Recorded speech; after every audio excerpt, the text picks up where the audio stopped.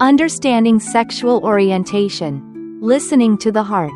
Hello everyone, and welcome back. Have you ever wondered what makes us feel drawn to someone? Why do some people fall in love with the opposite gender, others with the same gender, and some have hearts open to even more possibilities? Today's topic is sexual orientation, a deeply natural and authentic part of every human being. In this conversation, we'll clarify three main points. First, sexual orientation is not a choice, just as we can't choose the color of our eyes at birth. Second, it's a natural part of being human, explained by science through biological and genetic factors. And finally, most importantly, being gay, bisexual, or having any other orientation is not a disease or psychological disorder that needs to be cured. Now, let's dive into each part together. What is sexual orientation, really? To start, let's explore this concept in a simple and open way. Sexual orientation, in straightforward terms, is the natural attraction you feel, emotionally, romantically, and physically, toward a certain group of people. The most common orientation we hear about is heterosexuality. This is when someone feels drawn, both emotionally and physically, to people of the opposite gender. It's the most prevalent orientation in society. Next is homosexuality, which refers to people who are attracted to, or catch feelings for, those of the same gender. We often affectionately call gay men gay, and gay women lesbian. But life and love aren't just black and white, are they? The world of sexual orientation is incredibly diverse and colorful. There are bisexual people, who can feel attracted to both genders.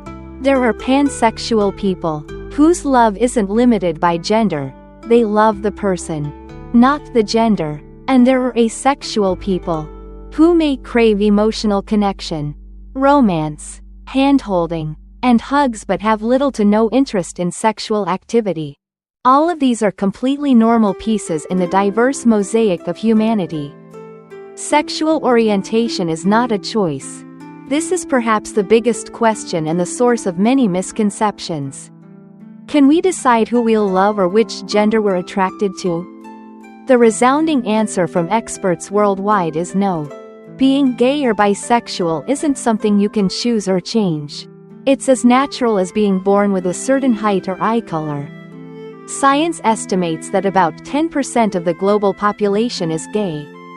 They're not some distant group, they're everywhere. In every family, across all ethnicities and social classes. So, what determines someone's sexual orientation? While there's no absolute answer yet, the strongest scientific evidence points to it being shaped primarily by biological and genetic factors.